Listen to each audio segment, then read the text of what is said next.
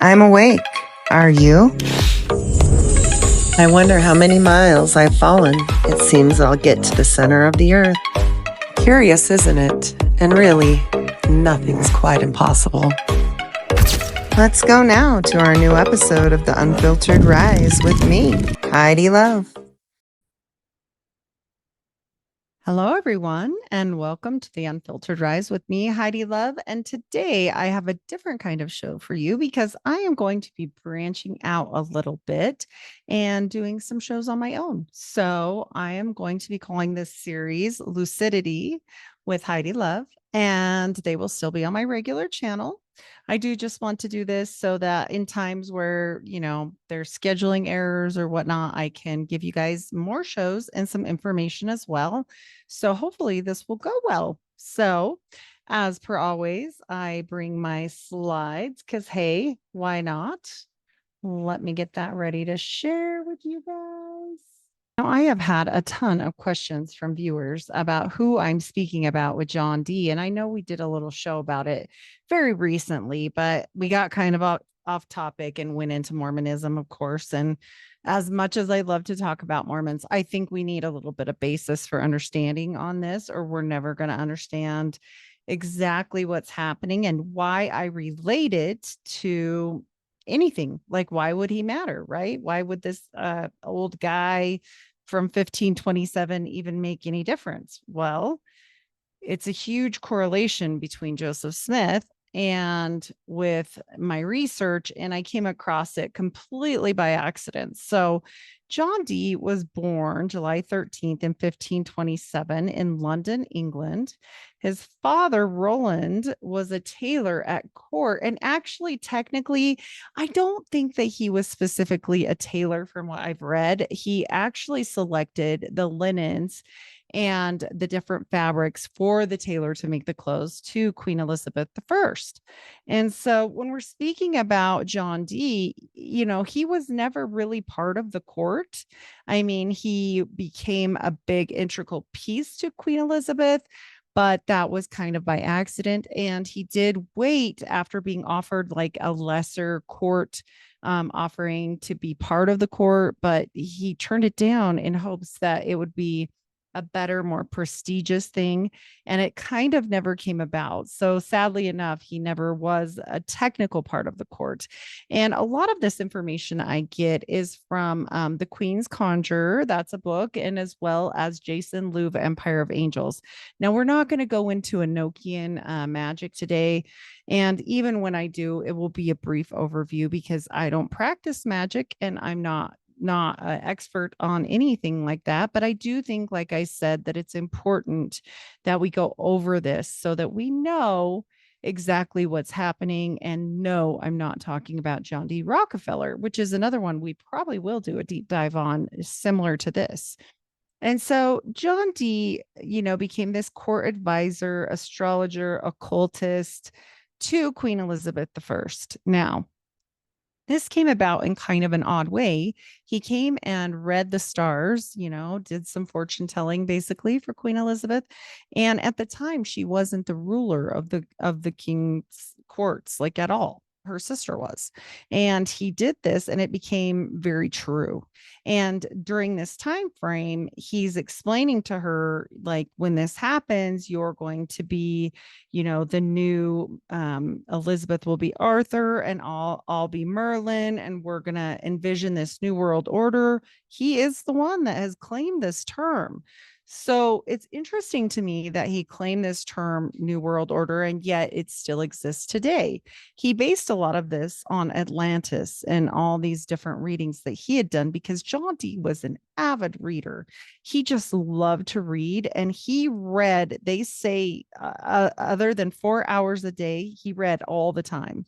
He actually was one of the few people that had books back then, and he was able to continue building a library and had tons of books. And I mean, he was supposedly a very pious man. He believed in God, he loved God, but he also loved math, and he loved astrology, he loved science, and all of these different things. So we see him becoming quite the alchemist of his time.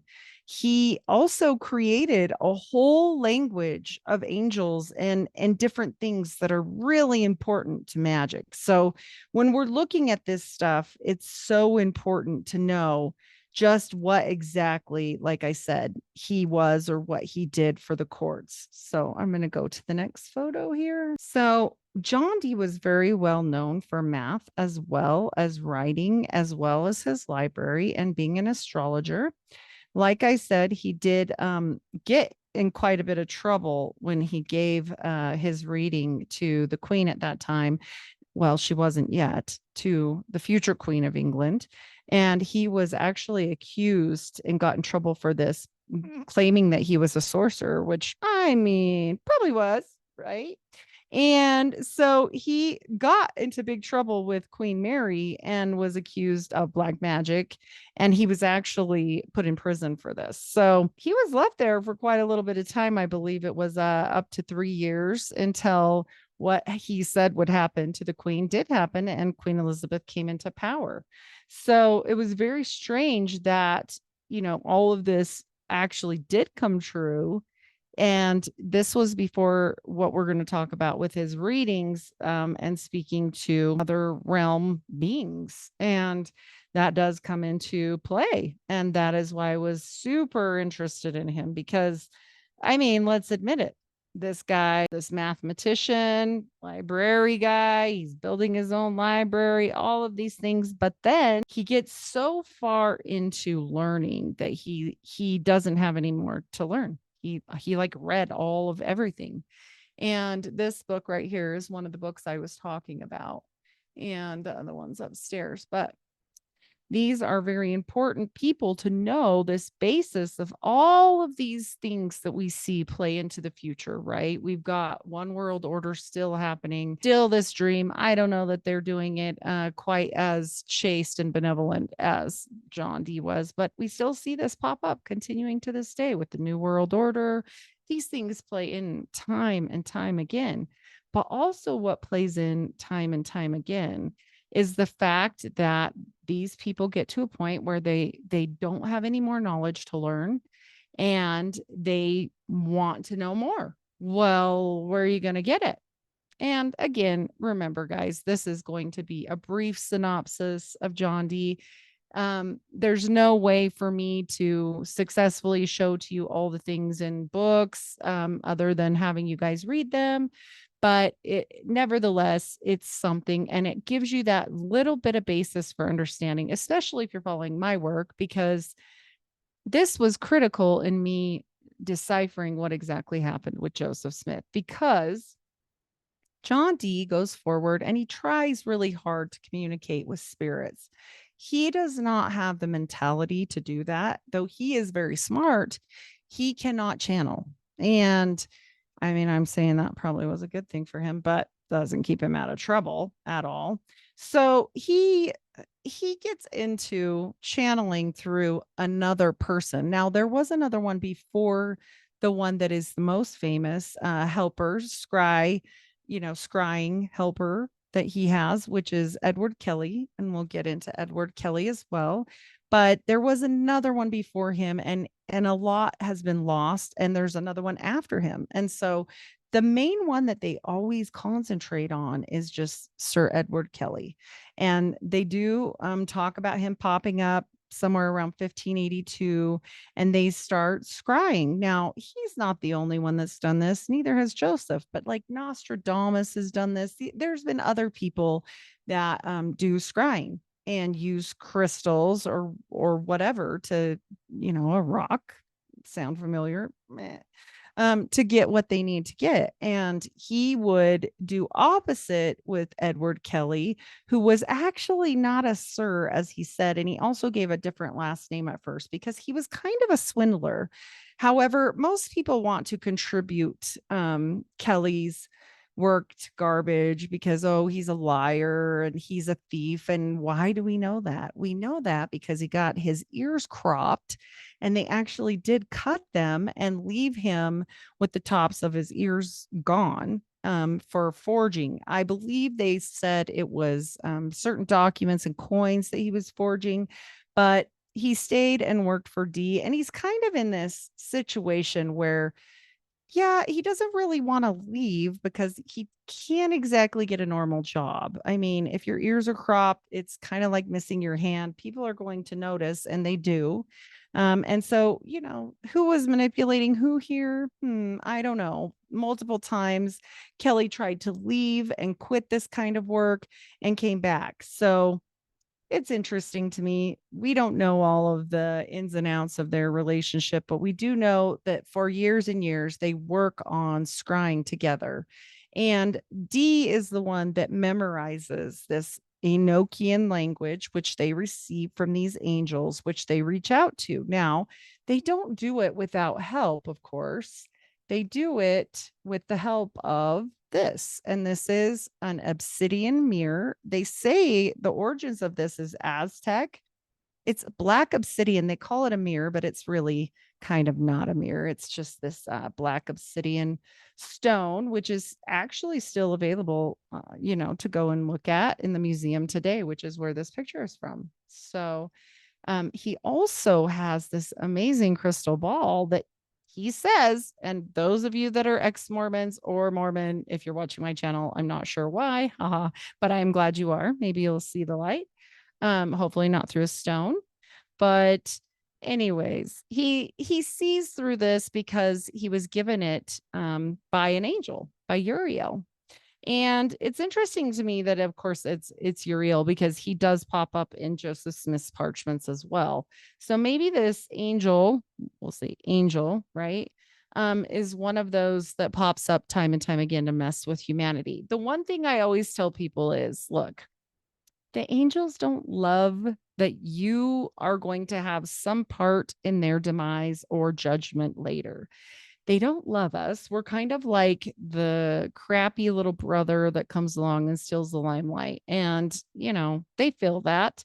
They do what God says. So I'm not saying they can never help us because sometimes they're ordered by God to. But also, even though we know that He is purposely communicating with these things, we also know that later on in life, He does say they're liars. They lie all the time. And this is kind of a time and time again situation for many people that talk to otherworldly things. So, like I said, through the crystal ball or the mirror, they are scrying, and John Dee gets the symbols, which are Enochian symbols, and he receives them from Edward Kelly. And he really doesn't know the language, but John Dee does because he was absolutely fabulous at translating and learning languages and all these different things. And also the angels had to give it to them backwards, they said, because if they gave it to them in the way that they actually wanted to, then it would destroy the world, which is fascinating, actually, right?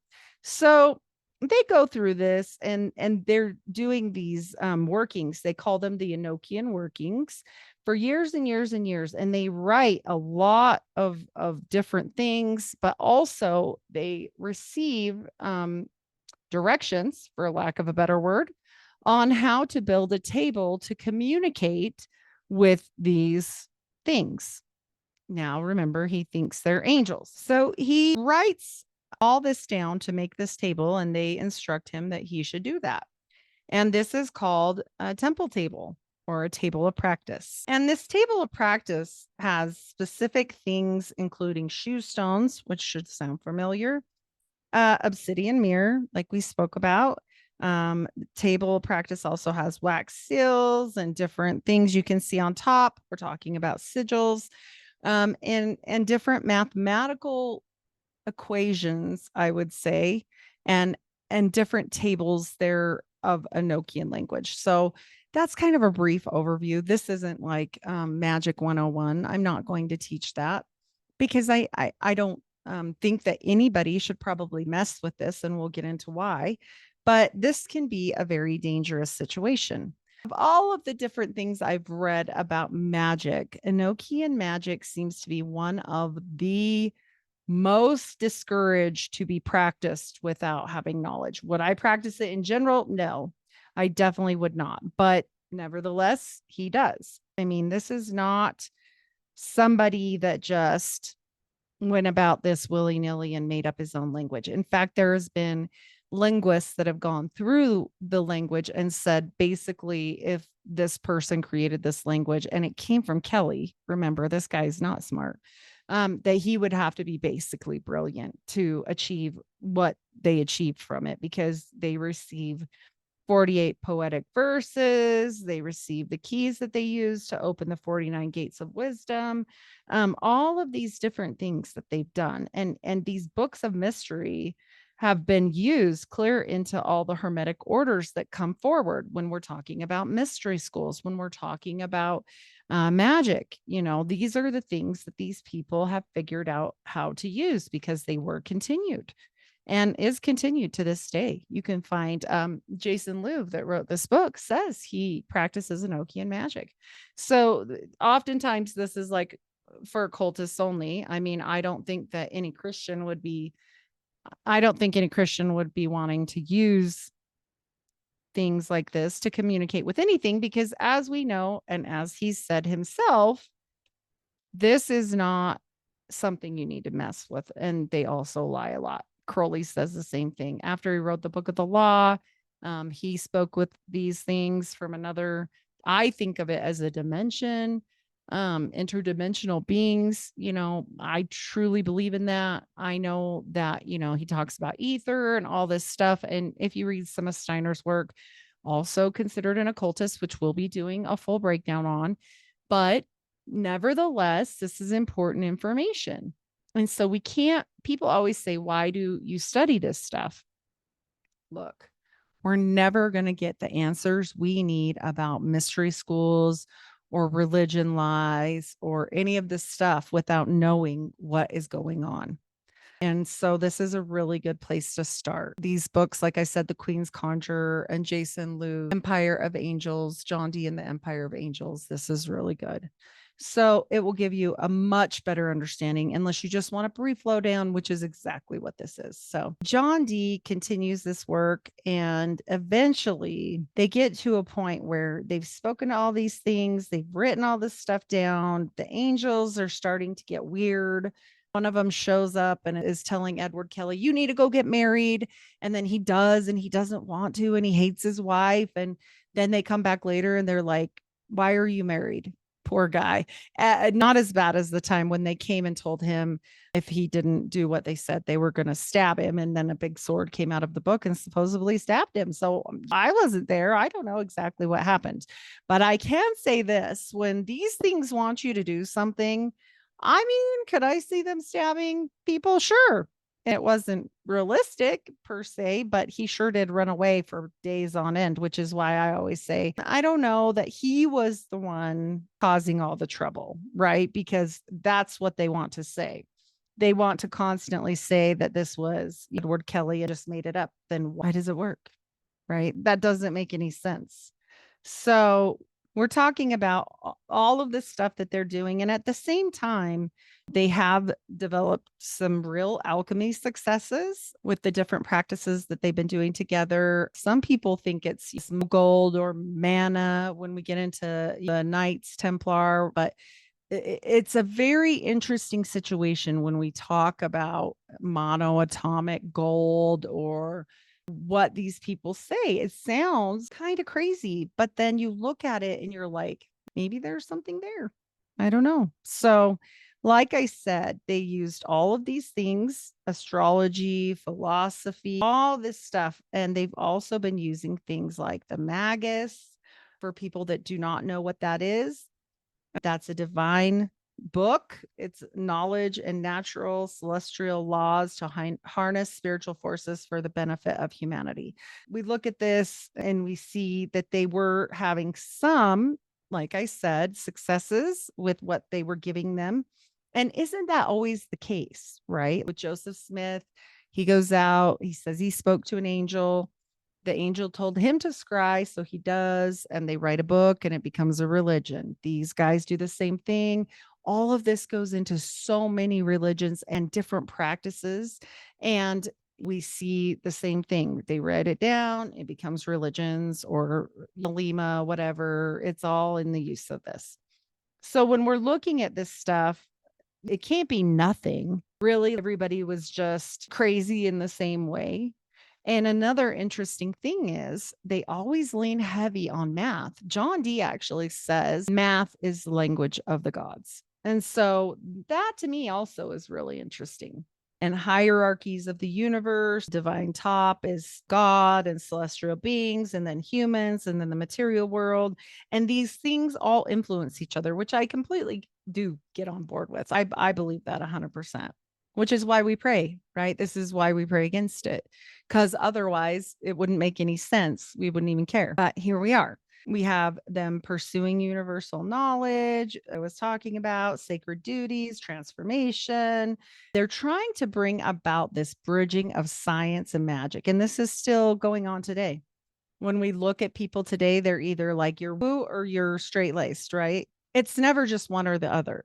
It's never just a combination. It's always one or the other, right? He wanted to bring together this holistic vision of the universe. And he really thought he was doing something good with this. He was not a person that would go against God unless we get to this point where they're like, hey, the angels have decided, just like they decide that y'all stink and they hate our stench, and Edward Kelly has to do certain baths and they have to do all these cleansing rituals. Sound familiar to recent magic in modern day?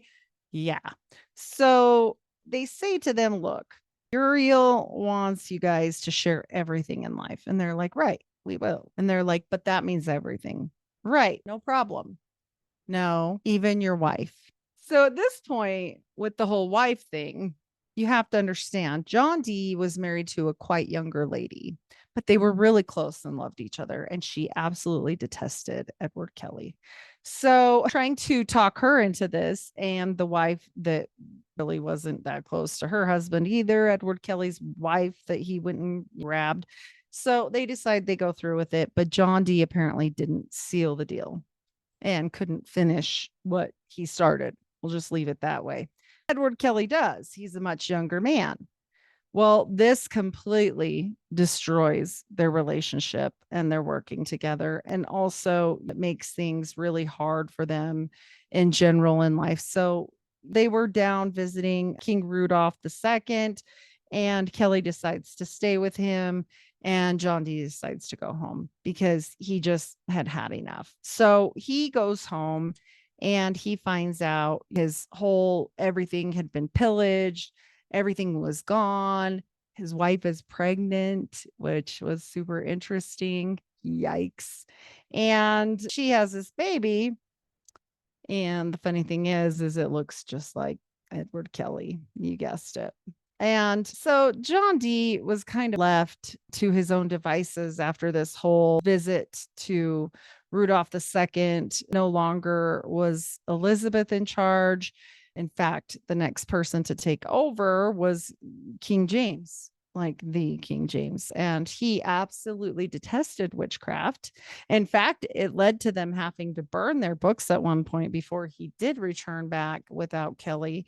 And the angel said, don't worry, we will place them somewhere later. Just trust us. Burn them. Did save their lives, and they thought they would never see their work again. Remember, they've given up literally everything by this time. And lo and behold, they supposedly were under a tree. So they were able to retrieve their workings. And like I said, Edward Kelly stayed at visiting over with Rudolph II and ended up meeting a very horrible demise when he could not produce more gold, this monoatomic red dust gold that we're talking about. Things get really ugly for him and they keep him in a prison, and he actually dies jumping out of a window. He lived and then broke his legs, probably very severely from what I'm reading, and then died of the injuries later. So I'm assuming of infection, probably from protruding wounds, which sounds absolutely awful. Whereas John Dee goes forward and has also not the best life. So I don't know if we can take a look at how this went for these guys. Not the best. And he does go home. The wife dies shortly after. Most of his kids end up dying. He's left in squalor and poverty. And as a crazy person, right? They do give him a little reprieve before King James comes in. Queen Elizabeth set him up as kind of like a priest. And that was very strange because remember what he is and what he does, which is strange. And he becomes this priest and they don't respect him. The only reason why they listen to him is because of the fact that he lets them use his library from time to time. And he's just kind of considered this crazy guy. It's sad, actually. And we look at all of that together with all of this worry that he had to the end of his life about being basically hung or burned at the stake. And we see why he would have hidden all of his memoirs, right? This is the reason why so many of his things were just all over the place. And we will get to that. But also, we want to get to some of the things that he did bring forth. And that is there, this is just a really brief overview, but the Black Mirror, the tables, the keys, the aethers, the alphabet, this Enochian language, the heptarchia, the crystal ball, the sacred space, purification, protected symbols, and this speaking with angels, and all of this stuff. Okay. He also brought up something called the Monas Hieroglyphica. And so those are the actual seals at the and this mirror that we spoke of. So that's kind of interesting. And then we also have the Monas Hieroglyphica, which is here. And this is really interesting. It actually has a way deeper meaning than I can really explain to you guys properly, but I'll try. Like moon is Luna up here, and then the soul, the sun in the middle, right? And then the elementa is like the cross, and that's the elements. And then the M at the bottom is the ignis, and that's the fire. And so this all goes into like a lot more than just this basic overview, but this goes into like science and the spirituality coming together and these powers of all these different astrology type things. And that during this time, he produces a whole bunch of workings. So this has mathematical meanings. This gets way deeper, but that's just like a very brief overview. The Monas Hieroglyphica also means the unity of all creation. That's supposedly the meaning of the symbol. Mystical and esoteric concepts, and it was meant to be like the influence and unification of all of these things together in the planetary forces. So that is kind of what we're talking about with you also hear it called the monad. It's a complex symbol. It means way more than what it appears to mean. So people can look that up themselves. You can look up the monad or the Monas Hieroglyphica to look at all of this stuff that I'm talking about. And it gets way deeper into the secrets of the universe and Hermeticism and alchemy and Kabbalah. And it's just way too much for me to do a quick rundown of. I mean, we would be here all day. So I'm just trying to give a little bit of essence of what they were doing, what they thought, what drove them, why they would care about this. It's very mathematical in nature with the dot in the middle and Pythagoras and on and on and on. And so just so you guys know, this would be completely hard for me to explain otherwise.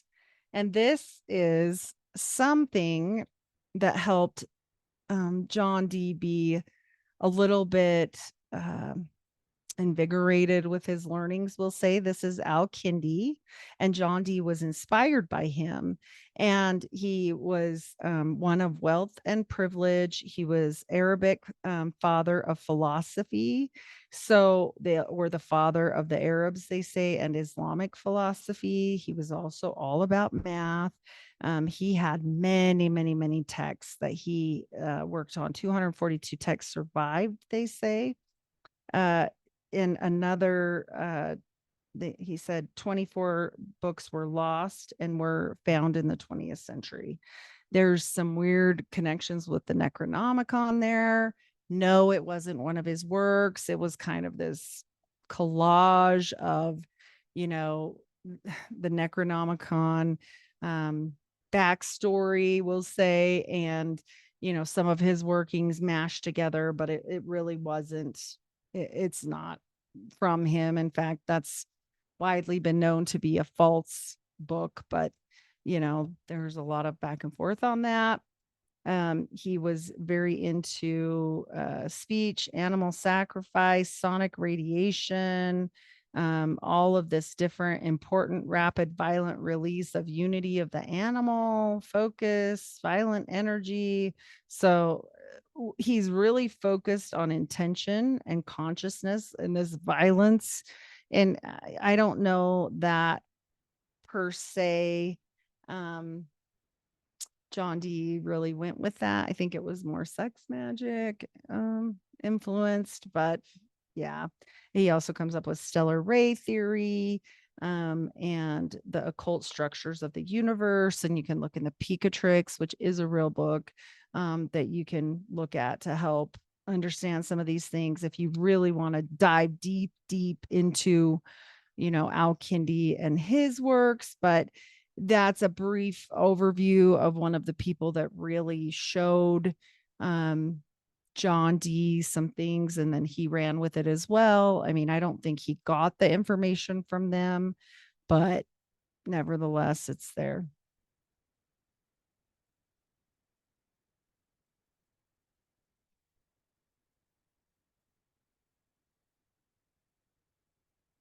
So John Dee did pass away either in 1608 or 1609, and they say he died in Mortlake in December of 1608. And there is some evidence there that his death occurred in an Anglican church, but we don't 100% know for sure. So they do have weird little ties to him and Francis Bacon, but they're not sure. And these journals are just super important in all of his writings about all of the stuff for the occult. And so when we're talking about, all of his works and what happened to them at the end, it's super odd. And this is what happened to them.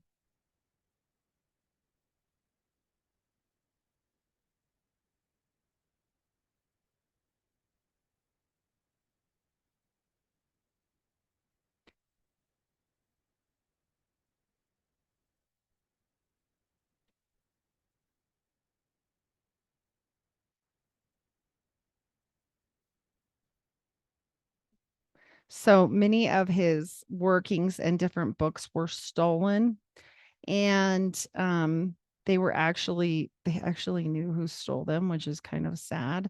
By Nicholas Sonder, who attempted to erase or overwrite Dee's signature.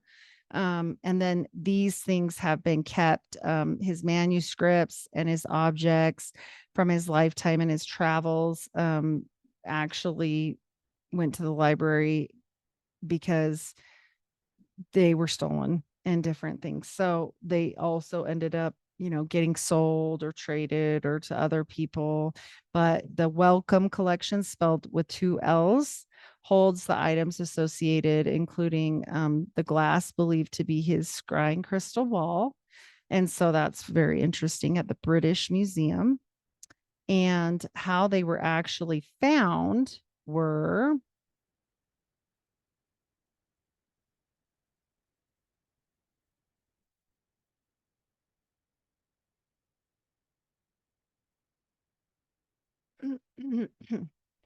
so how they actually found his workings were pretty interesting. Later, a man by the name of Robert Cotton found some of his primary works and communications with angels about a decade after Dee's death, Cotton's son later gave these writings to Merrick Casaubon, who published them in 1659 as a true and faithful relation of what passed for many years between Dr. John Dee and the great fame in Queen Elizabeth and King James and their reigns and the spirits. And according to Wikipedia, these publications brought Dee's spiritual conferences to the public's attention.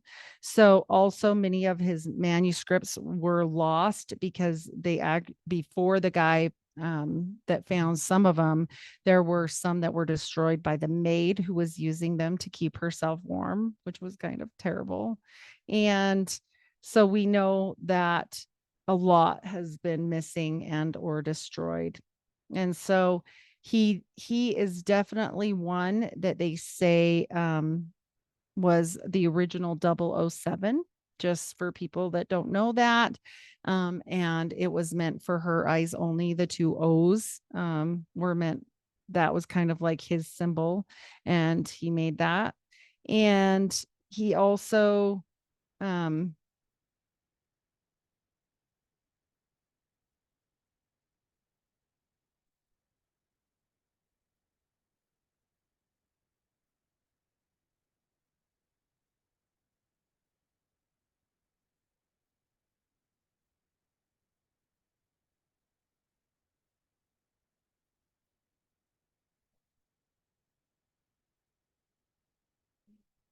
Many also speak about how his ideas and different uh, pieces of history helped to go forward and establish the new world where I live, so in Americas. And he would advocate policies for political and economic strengthening of England and of the new worlds. He also talked a lot about the Elizabethan realm and was concerned with trade and ethics and strength of nations and this whole, like I said, one world order.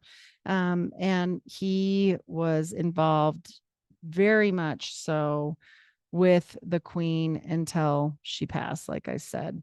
There's also a really funny story. Well, not, I guess it's not funny, but it's strange, right? Story about how Elizabeth came to trust him. And that was because when one of the times they were going to war, Dee said that he was conjuring up this storm to protect them. And he got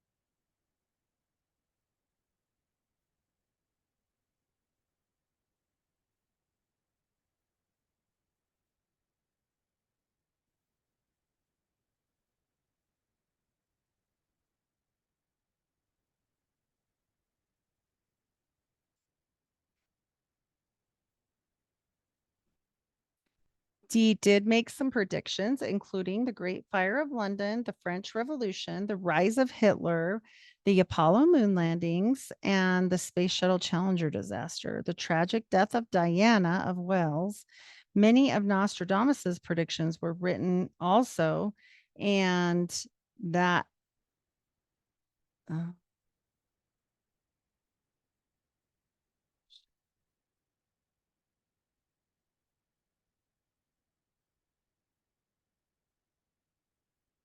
erase that.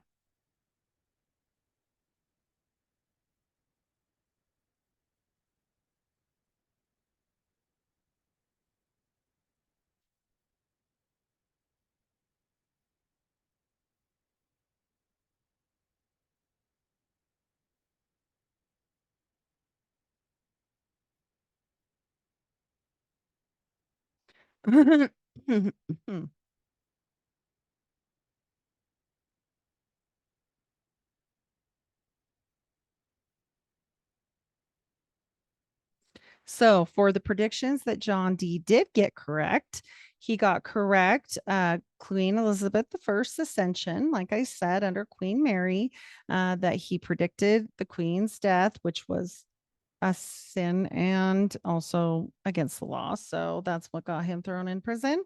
Like I said, she did rescue him. He also got this Spanish Armada strategy, and that was when they were threatening England. Dee reportedly suggested delaying the English from going out in their fleet, and that they would be protected if they did, and that would significantly weaken the Spanish fleet. And it actually did work. And many people say that he actually conjured that storm. So that's very strange.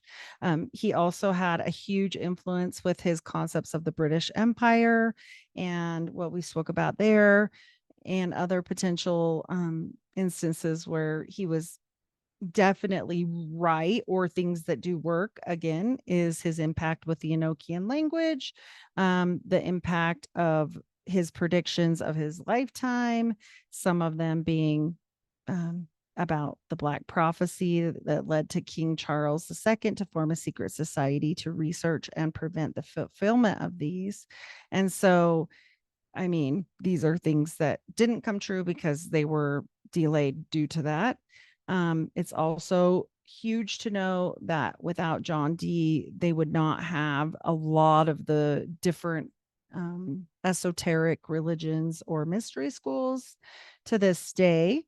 And we have to know that a lot of things that they worked on together were either hidden and or destroyed. And so this man that I'm telling you about, that would seem to be so important, because I mean, we're talking about things like New World Order, and this guy that was talking to angels and actually it worked, and all this different stuff. And you would think, man, how come nobody knows about this? But we know about Nostradamus, right? And it just seems strange that we don't know about that, but we do know about Nostradamus, right? It's kind of like they get to choose what you get to learn. And that is why I chose the new name I did, because we're going to bring some actual truth to some things here. And oftentimes when I go on podcasts, and I love going on podcasts, and I still will often, but sometimes, like I said, we get derailed, and I'll get better at this alone stuff. This is not easy to talk to yourself down here, and I'll try to get more scripted, but send me your questions on these. Send me your information, like what you want to see. What would you like to see a story on? I've got a bunch of ideas of my own. I think I will debut my own NASAS this way as well, and just see what I can do by myself because of scheduling difficulties and just changes in the community. So I just don't want to stop. Like, I want to give you guys the knowledge that you need, and without the truth of the darkness, there is no light. If all you ever saw was light, you wouldn't know what light was. And so, we have to dissect these things and take the knowledge that we need from them to move forward for the truth for Jesus, right? We need to know a little bit of the dark history, because for me myself, I know one of the sigils that John Dee had that he wrote was 100% my awakening in Mormonism and the correlation to magic. And so when we see that, we can again show the debunking of these worldly religions, which all they do, and I mean, if you're religious, that's okay. I'm not saying you have to change, but I am saying that each time they do that and they give you a list of, like, you must do A, B, C, D, E, F, G to go to heaven, blah, blah, blah, this way, control, control, control. Are you really having a relationship with God? Or are you just checking off the checklist and saying, I did that today?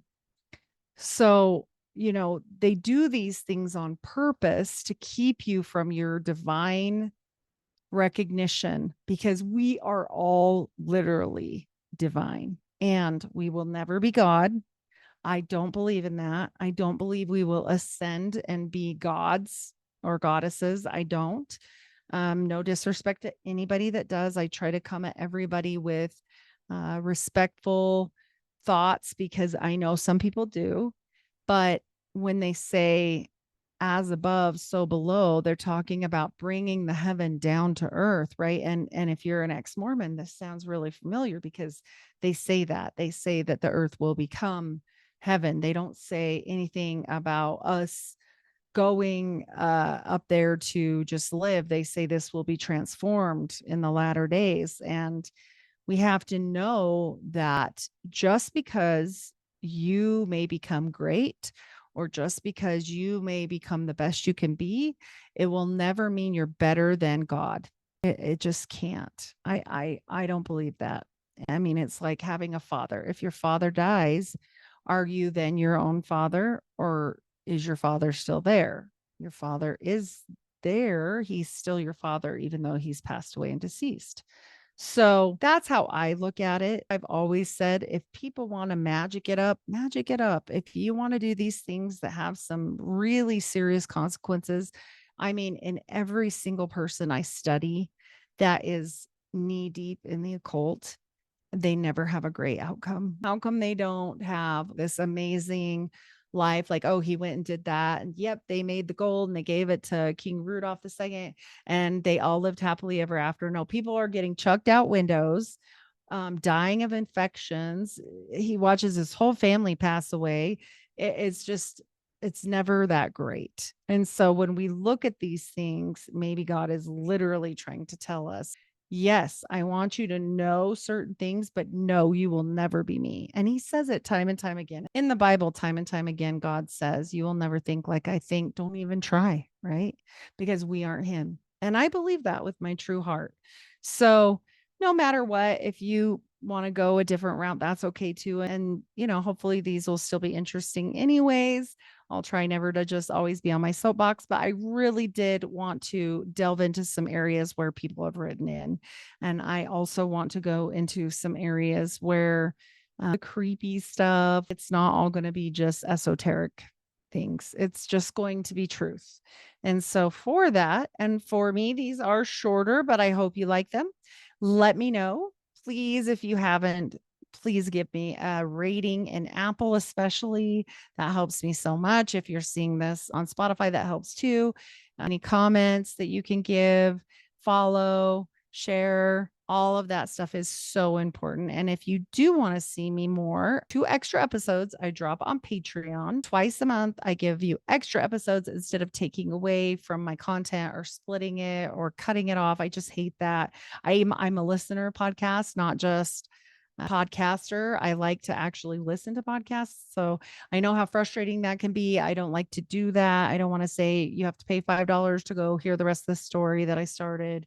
So that's not for me. So if you want that, please go check me out. I'm at unfilteredrisepodcast.com for all of my information. I am on Spotify, which is where I tell people to go the most, and Apple and any pod chaser that you would like. I also would be happy to have you on my Patreon and appreciate any help there, because there are a few of us that do this. This is a realm where I've always said, I'm not Christian enough. This is a realm where I've always said, I'm not Christian enough for the Christians, and I'm not enough for over there either.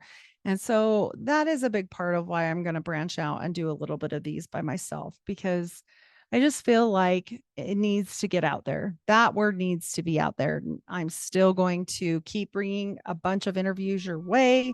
This is just going to be so I can continue doing drops, hopefully 3 times a week. So if you love my stuff and love my content, please go leave a review, go do the things that support me, even if you can't pay the extra money on Patreon. I get it. I'm just a normal person with 6 kids, and I totally get it. So no worries on that. But if you can support me in other ways, from my heart, I am so grateful. And I am so grateful that you tune in at all, because I just was a lady that never thought she would have a podcast ever. And I know you guys are probably sick of hearing that, but it's true. And so I'm going to try and polish these up, but this is my quick and dirty start, and we will leave it at that. And like I said, I'm Heidi Love of the Unfiltered Rise, everywhere podcasts are served, and I hope to see you there. Till the next one. Bye.